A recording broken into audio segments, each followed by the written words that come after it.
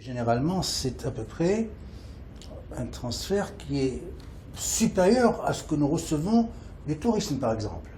Le tourisme, c'est 3 milliards, bon an, mal an, quoi. C'est 3 milliards de dinars, ça c'est supérieur à ça. Donc, en termes de volume, c'est pas négligeable. En termes de stabilité, ça l'est encore moins, parce qu'on a cette manne. Et en plus, nous la considérons pas seulement comme sourcière, mais comme une épargne potentielle, c'est-à-dire qui peut être investie.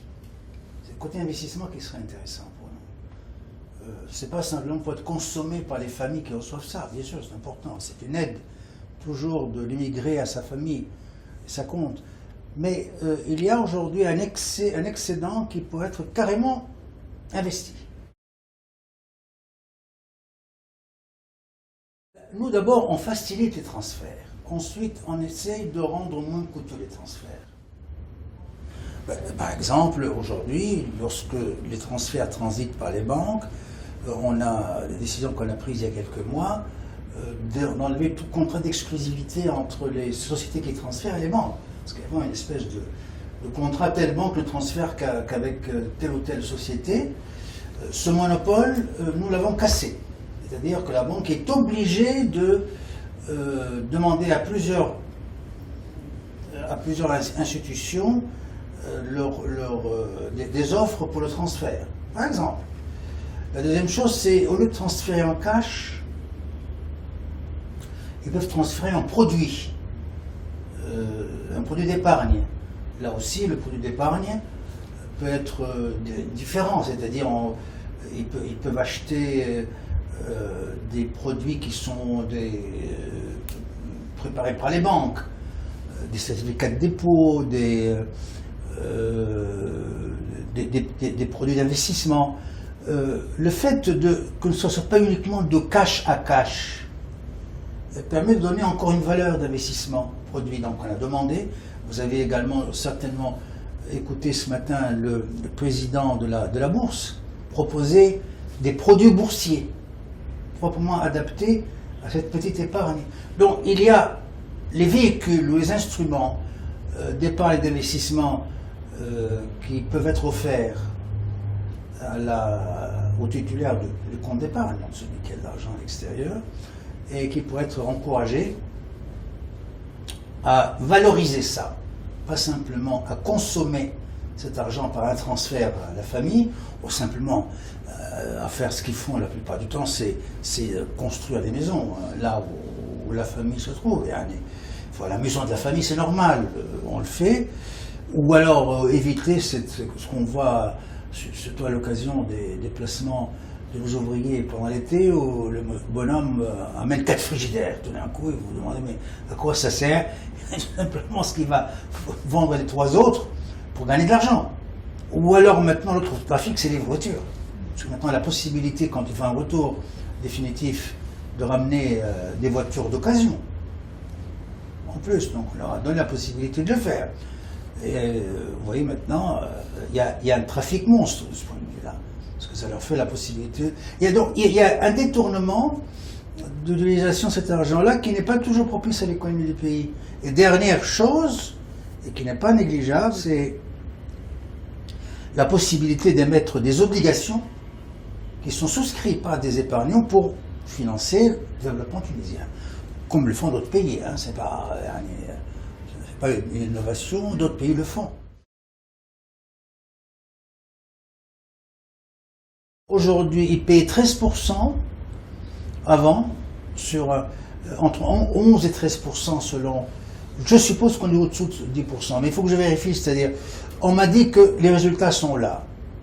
Vous savez, la décision qu'on a prise il n'y a pas longtemps, elle dure je sais pas, elle doit être vieille de quelques mois, à peine, parce que on l'a prise à la suite de l'intervention du secrétaire d'État à l'immigration.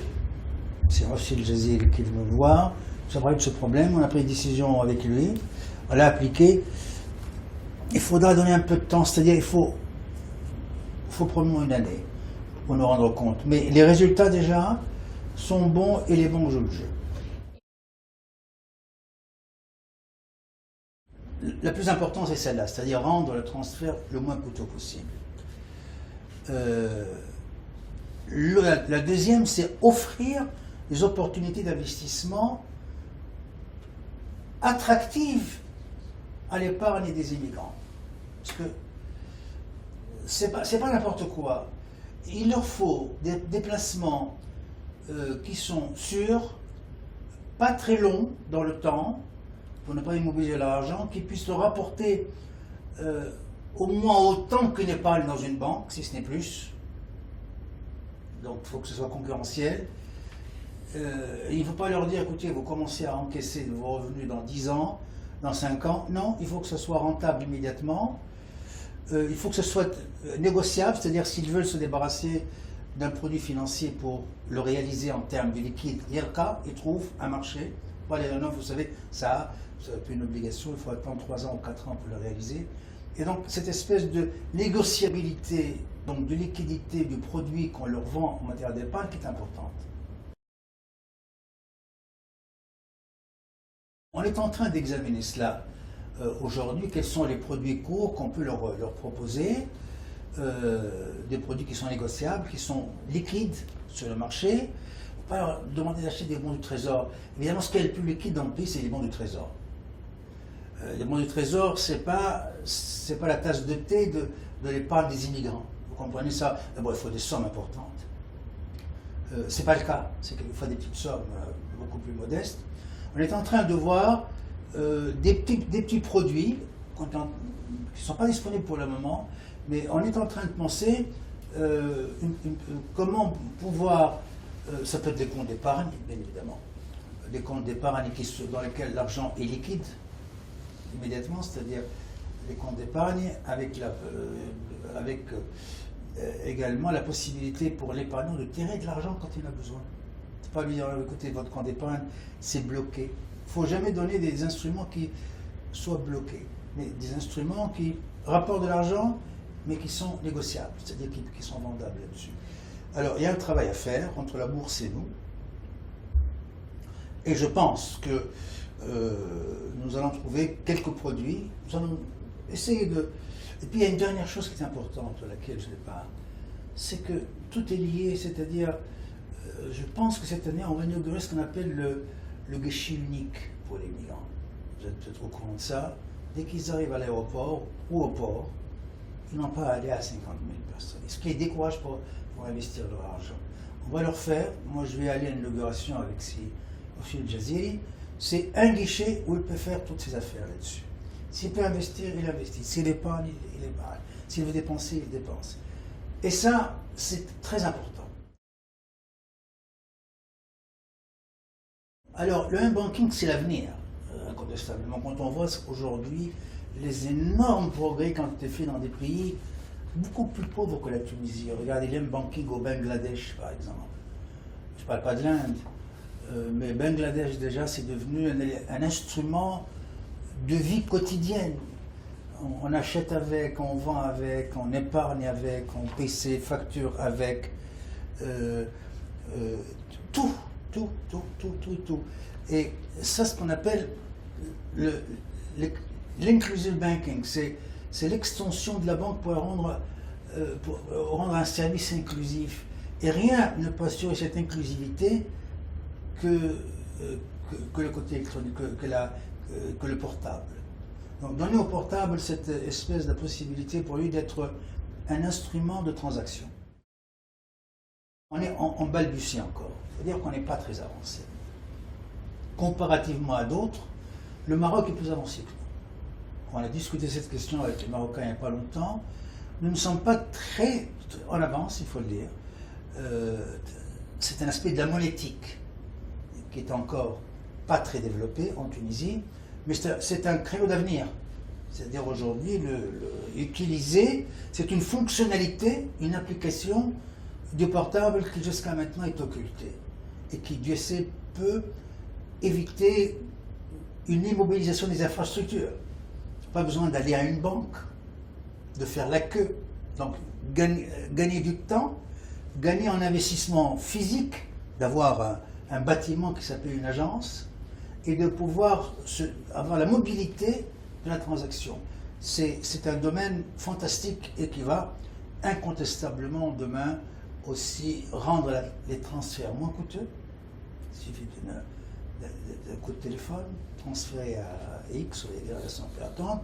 C'est également, ils vont être au courant de ce qui se passe dans les bourses, si vous voulez regarder les instruments nouveaux.